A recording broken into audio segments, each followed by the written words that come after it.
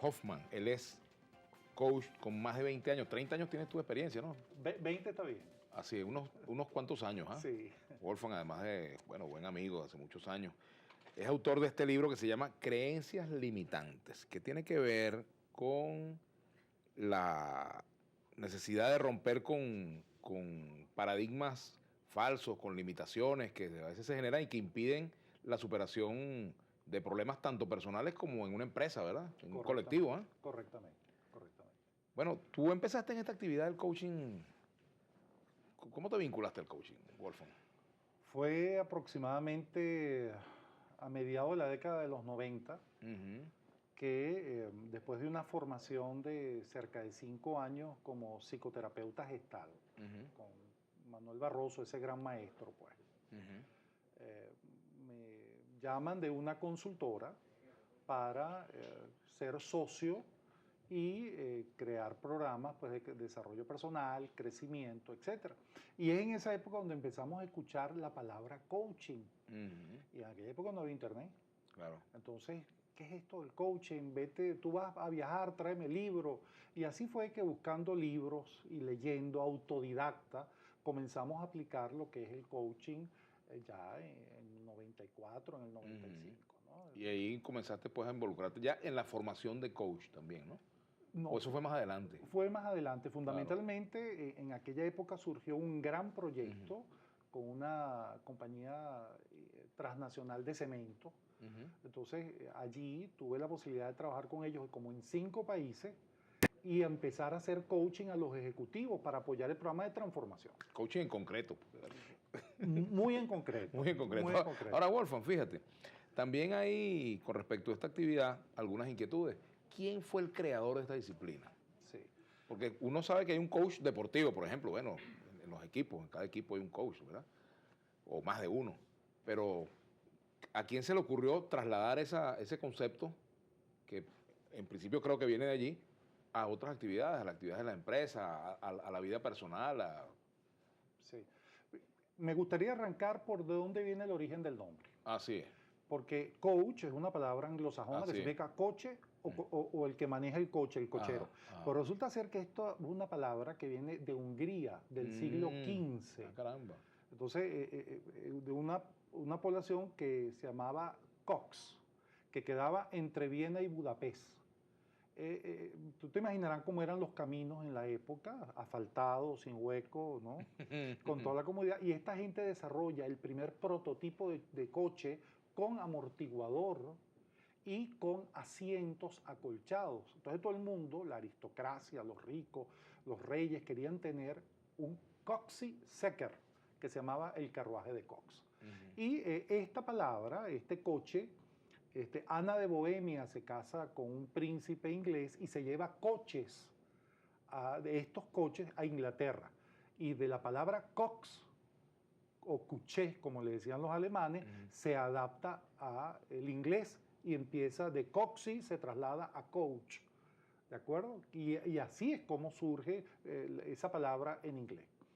En cuanto a los fundadores, Timothy Galway, con quien tuve el placer hace 2 años de conocerlo personalmente, de conversar, porque coparticipamos en un congreso en Perú. Pues ya anciano coach era profesor de tenis y él toma algunos elementos de la época, como el New Age, la terapia gestal, la meditación, y empieza a cambiar cómo se entrenaba el tenis. Lo primero que él dice es que un tenista aprende más rápidamente cuando él mismo se da cuenta de su error que cuando se le dice. Y lo segundo es que el enemigo más importante del tenista no estaba afuera, sino adentro. Por eso el primer juego que tenía que vencer era el juego interior. Y por eso su gran libro es El juego interior del tenis. Luego John Whitmore, que ha sido mi maestro también en esta área, se lo lleva a Inglaterra.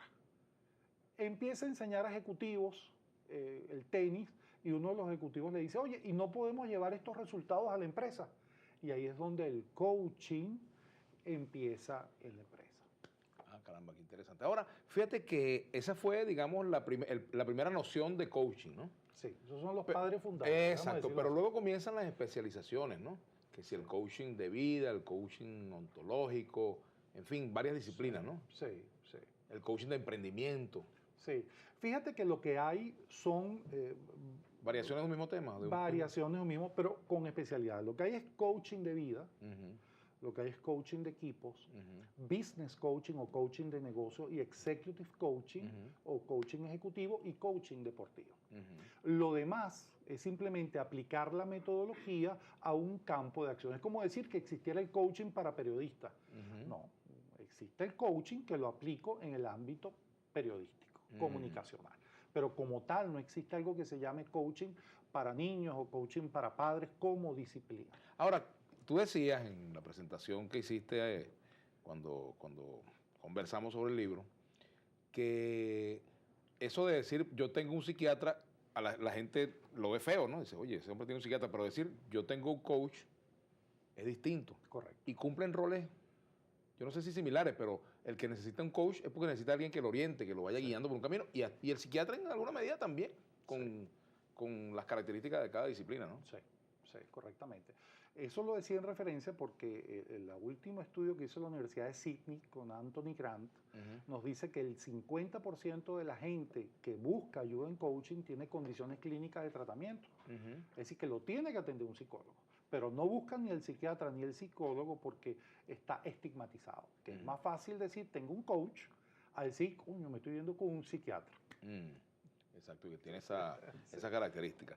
Pero en todo caso, si por ejemplo el coach va a orientar a un gerente o a un colectivo y detecta que en ese colectivo hay personas con problemas de conducta, con problemas, digamos, que ameriten tratamiento terapéutico por parte de un especialista, bien sea un psiquiatra o un psicólogo, hay que parar, no se puede seguir, hay que darle... Lo tiene que remitir.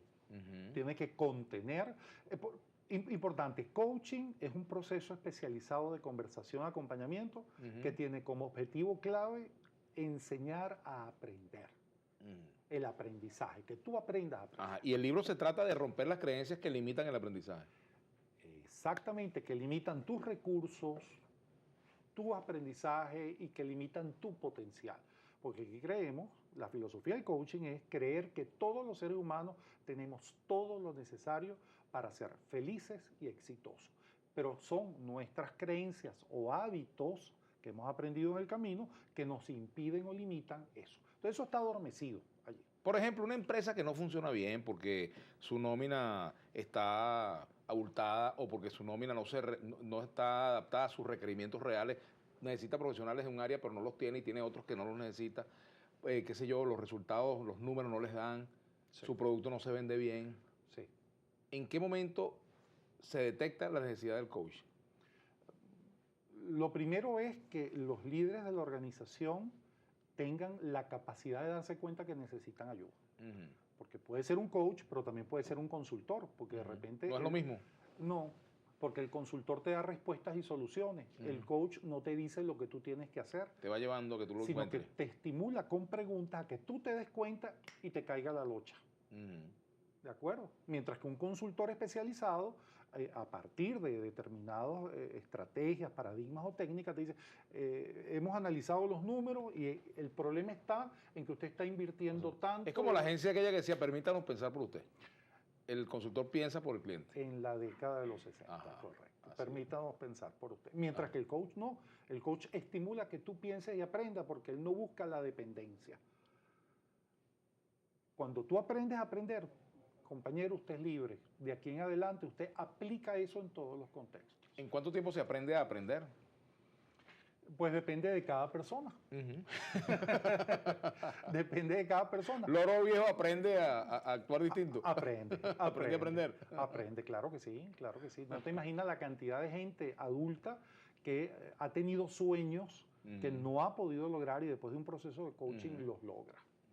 ujú. Increíble Por cantidad de ejemplo, el personas. manejo de las finanzas personales, el orden, las relaciones personales también, La el manejo, motivación. la asertividad a la hora de escoger negocios o actividades. Eso ustedes lo trabajan. Correcto, ayudar a tomar decisiones. Cuando tú trabajas en una organización, tú fundamentalmente estás trabajando desarrollo de competencias en ejecutivo y ayudar que la gente alcance resultados. ¿De acuerdo? Claro, ahora, la formación del coach. ¿Cuánto tiempo demora la formación del coach? Sí, el coach aproximadamente, el primero que tiene que certificarse. Ujú. Y lo otro que es importante es que la persona que quiere certificarse busque dos cosas. El organismo que certifica Que es internacional. debería ser internacional, ¿correcto? Y hay tres, ICF, ICI e ICC. Ujú. ¿Y tú estás ¿Correcto? con? ICI e ICC. ¿Y por qué no estás con el otro? Porque es una formación más norteamericana y no me formé con ellos, me formé más con los europeos. Claro. Es un tema de formación, escogí esta escuela. Golfan, Hoffman, tú eres hermano de Dustin Hoffman, ¿no? No, de Carl Hoffman. Yo sé, ese sí sé. Vamos a hacer una pausa, pero al retorno me gustaría saber cómo hace un cliente para no ser víctima de un coach pirata. Vamos a la pausa y ya venimos con Excelente. Wolfgang Hoffman.